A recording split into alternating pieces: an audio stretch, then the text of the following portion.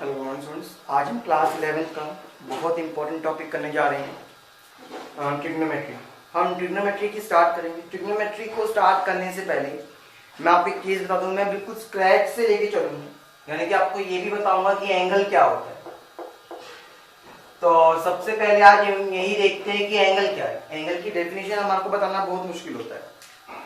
Students, मान लो मेरे पास एक रे है, ये ओ ए के नाम से, जो बिल्कुल स्टार्टिंग पोजीशन होती है उसको हम कहते हैं इनिशियल रे, इनिशियल पोजीशन ऑफ रे।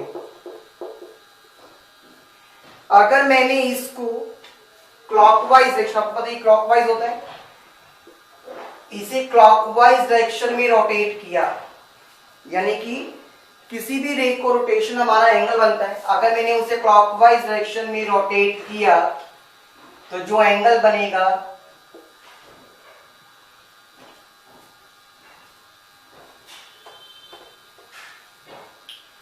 स्टूडेंट्स, मैं बिल्कुल गुड मॉर्निंग स्टूडेंट्स।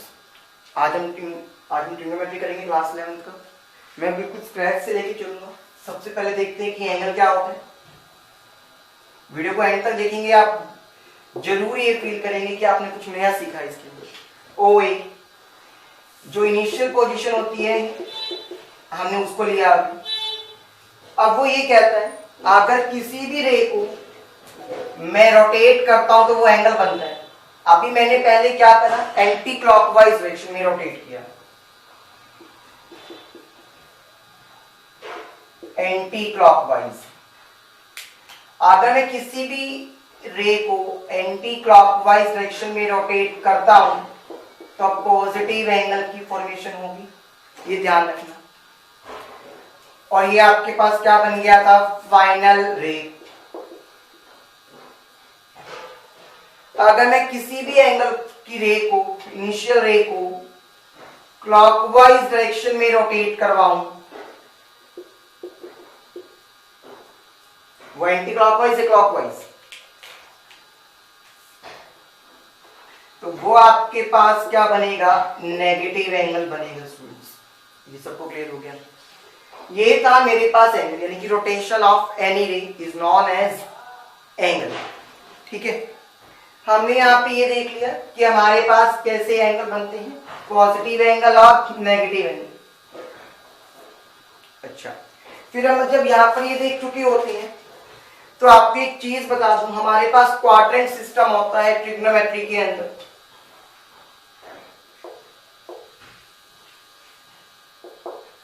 आपको पता है हम किसी भी प्लेन को 4 क्वाड्रेंट में डिवाइड करते थे। ये आपके पास क्या होता था, first quadrant, second quadrant, third quadrant और ये है फोर्थ क्वाड्रेंट। हम यहाँ पे प्लस एक्सिस, नेगेटिव एक्सिस को अभी नहीं देखने वाले। पहली बात तो ये चीज क्लियर हो गई कि स्टूडेंट्स के माइंड में क्वेश्चन आता था कि सर हम एंटी क्लॉकवाइज डायरेक्शन में ही क्यों लेके चलते हैं क्वाड्रेंट्स, क्योंकि हमारा एंगल पॉजिटिव वहीं से बनता है। अब मैं आपको ये बात बता दूं, हमें ट्रिग्नोमेट्री में इसे यूज करना है तो एंगल की अकॉर्डिंगली ये होता है 0 डिग्री का पॉइंट। अब आपको पता है हर एक एक्सिस आपके पास परपेंडिकुलर होती है, तो 90 डिग्री का गैप होगा, तो 0 फिर ये क्या आएगा 90 डिग्री, यहाँ 90 को ऐड करा तो ये 180, यहाँ 90 को ऐड किया तो ये 270 और 360 भी यहीं आएगा। तो इसी तरह से रोटेशन चलती रहेगी मेरे पास। ऐसा नहीं है कि एक ही बार रुक जाऊंगा, अगर मुझे 360 से बढ़ा जाना है तो मैं इसको दोबारा से रोटेट करना शुरू कर दूंगा। फिर आपको पता है हमारे पास 6 ट्रिग्नोमेट्रिक रेशियोज होते हैं। एक होता है साइन, एक होता है कॉस, एक होता है टेंजेंट। साइन का उल्टा कॉसिकेंट, कॉस का उल्टा सीकेंट और टेंजेंट का उल्टा कोट। इसके अलावा तो कुछ नहीं आता। अब आपको पहले है याद करना है, ठीक है। यहां पे लिखेंगे हम ऑल, या फिर अभी आप पहले है लिखते तो आफ्टर, यहां आता है स्कूल,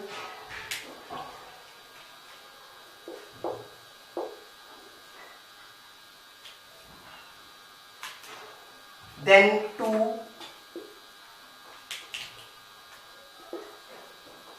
देन कॉलेज, हम सबको पता है स्कूल के बाद हम कॉलेज में ही एडमिशन लेते हैं। ये बिल्कुल वैसे ही जैसे आप लोगों ने 10th क्लास में पंडित बद्रीनाथ प्रसाद वाला एक किया था वैसा। यहाँ पे जो ए है, ए का मतलब होता है ऑल, मतलब सारे के सारे ट्रिग्नोमेट्रिक रेशियोज पॉजिटिव होंगे, किसी का भी रिजल्ट नेगेटिव यहाँ नहीं आएगा। इस क्वाड्रेंट में एस का मतलब होता है साइन, और साइन के साथ उसका रेसिप्रोकल क्या होता है, कोसिकेंड, वो पॉजिटिव रहेंगे, अदरवाइज सारे नेगेटिव। टी का मतलब होता है टेंजेंट, और टेंजेंट का रेसिप्रोकल कॉट, वो पॉजिटिव है, अदरवाइज सारे नेगेटिव। सी का क्या होता है कोस, कोस का रेसिप्रोकल सीकेंड, और सारे के सारे नेगेटिव। ये समझ आया हमें? ये था मेरे पास क्वाड्रेंट नेचर, क्वाड्रेंट के बारे में। ठीक है, फिर हम क्वाड्रेंट के बारे में देखने के बाद हमारे पास एंगल को रिप्रेजेंट करने के लिए दो सिस्टम्स गिवन है। या आपके पास एंगल था, एंगल को उसने दो सिस्टम्स के अंदर डिस्ट्रीब्यूट किया। एक आता है सेक्साडेसिमल सिस्टम, जो कि आउटडेटेड हो चुका है।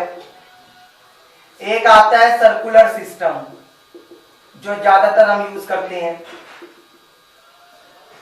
अब सेक्साडेसिमल सिस्टम ने क्या कहा कि मेरे पास 90 डिग्री का एंगल क्या है, यानी कि एक राइट एंगल क्या है, उसने ये कहा,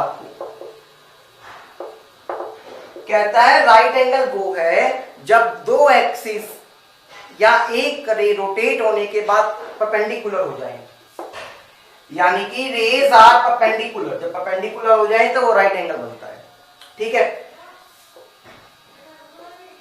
फिर उसने नेक्स्ट पॉइंट क्या कहा, अगर मैं किसी भी एक राइट एंगल को, ये परपेंडिकुलर है, अगर मैं किसी भी एक राइट एंगल को 90 डिग्री के एंगल को 90 इक्वल पार्ट्स में डिवाइड कर दूं,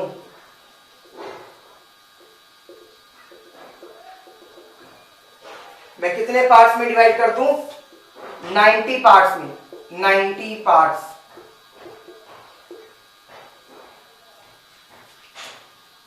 के अंदर डिवाइड कर दूं। ठीक है, तो वो मेरे पास 1 डिग्री बन जाएगा, तो वो मेरे पास क्या बन जाता है, 1 डिग्री बन जाता है। ये चीज क्लियर हो गई स्टूडेंट्स कि हमारे पास 1 डिग्री क्या है।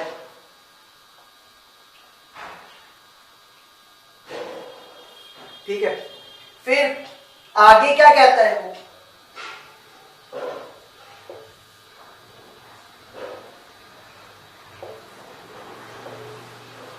ये है मेरे पास 1 डिग्री, मान लो अगर मैंने इस 1 डिग्री को 60 इक्वल पार्ट्स में डिवाइड कर दिया, कितने पार्ट्स में डिवाइड कर दिया मैंने इसको, 60 पार्ट्स में डिवाइड कर दिया, तो वो बनता है मिनट। वो क्या बनता है मेरे पास, मिनट्स, 60 पार्ट्स। तो मैं 1 डिग्री को क्या लिख सकता हूं स्टूडेंट्स, 60 मिनट्स की इक्वल। ठीक है, और सिमिलरली मैं ये कह सकता हूं कि 1 मिनट मेरे पास 60 सेकंड्स के इक्वल होती है। Clear students? अब हमने ये देखा कि हमने 1 मिनट में 60 सेकंड्स हो गए, ये हमारे पास है सेक्साडेसिमल सिस्टम। ठीक है, अब सेक्साडेसिमल सिस्टम हमने देख लिया, फिर हम देखेंगे सर्कुलर सिस्टम। अब ये देखना सर्कुलर सिस्टम क्या कहता था। सर्कुलर सिस्टम ये कहता था स्टूडेंट्स आपको कि मान लो मैंने एक सर्कल बनाया, उसका सेंटर लिया O, यहां पे उसका रेडियस आ गया OA यानी कि R, ये पॉइंट लिया मैंने B, तो ये भी रेडियस R होगा। वो कहता है जो ये आर्क है, इसे आर्क कहते हैं, आप सबको पता है।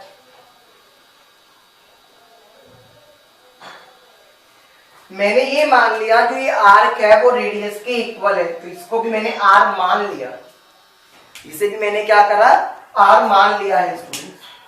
अगर मैंने इसे आर मान लिया और मैंने क्या कहा, ओ ए को आपने प्रोड्यूस कर दिया सी पॉइंट तक, ओ ए को आपने प्रोड्यूस कर दिया सी पॉइंट तक, उस केस में आपको पता है, अब मैं यहां से दो एंगल देख सकता हूं, एक एंगल तो ये देख रहा हूं मैं पॉजिटिव एक्सिस की तरफ ही, और एक एंगल ये यानी कि एंटी क्लॉकवाइज, तो दो एंगल बन गए। एक एंगल तो क्या है ए ओ बी और एक एंगल क्या है ए ओ सी। आपको एक बात बताता हूं, सर्कल के सेंटर पे बनने वाले दो एंगल्स आर्क के प्रोपोर्शनल होते हैं। सर्कल के सेंटर पे बनने वाले एंगल उसकी आर्क के प्रोपोर्शनल होते हैं, तो प्रोपोर्शनल के लिए तो डिवाइड का साइन, ए ओ बी की आर्क क्या है ए बी,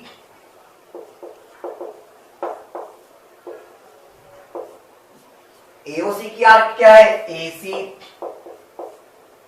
अच्छा, ए ओ बी का एंगल तो नहीं पता, लेकिन आपको पता है ये मेरे पास जो ए सी है वो एक सेमी सर्कल बन रहा है, ए सी एक सेमी सर्कल बन रहा है, तो सेमी सर्कल का एंगल क्या होता है 180 डिग्री, हम सबको पता है ये चीज, तो मैं यहाँ 180 डिग्री लिख सकता हूं, डिग्री का कन्वर्जन सीखेंगे अब हम, ठीक है, आज 180 डिग्री लिख सकता हूं इसको।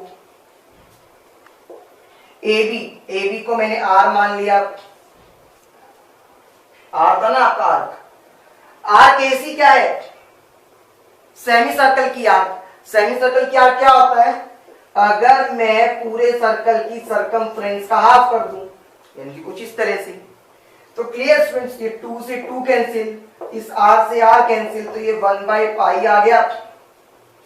अगर मैं यहां से सॉल्व करता हूं तो ए ओ बी आपको क्या मिल जाएगा 180 डिग्री बाई में पाई,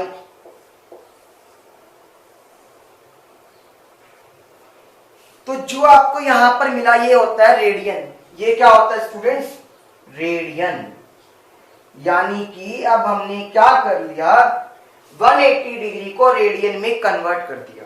किस में कन्वर्ट कर दिया रेडियन में, क्योंकि सेक्साडेसिमल सिस्टम ने आपको जो यूनिट दिया था एंगल को मेजर करने के लिए वो था डिग्री, सर्कुलर सिस्टम ने जो मेजर करने के लिए दिया था वो था जनरली रेडियन, ठीक है। तो पता चला रेडियन कैसे आ गया, तो मैं ये कह सकता हूं 1 radian is equal to 180 degree में पाई। यहां तक क्लियर हो गया, यहां तक किसी को डाउट है, एक्चुअली में क्लियर है, चलिए ठीक है। अब इसके भी आप पे कुछ क्वेश्चंस देखते हैं स्टूडेंट्स।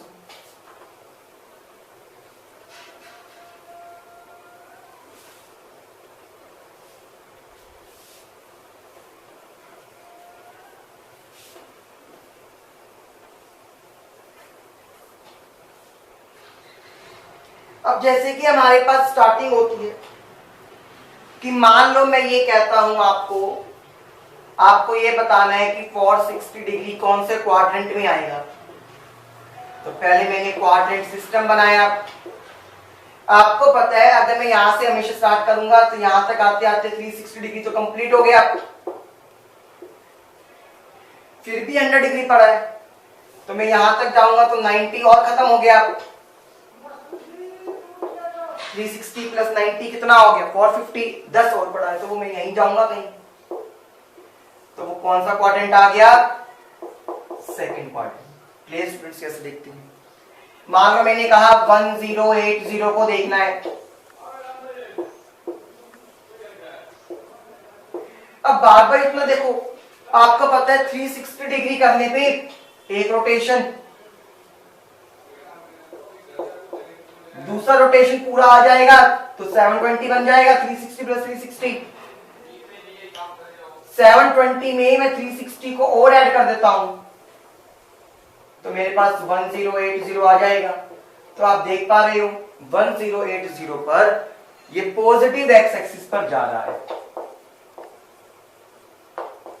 क्लियर हुआ स्टूडेंट्स? अगर मान लो मैं यहां कहता माइनस का 45 डिग्री,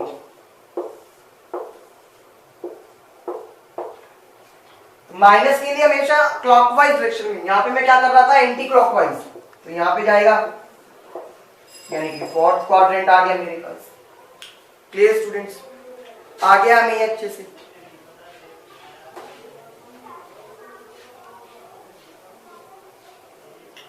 थैंक यू स्टूडेंट्स।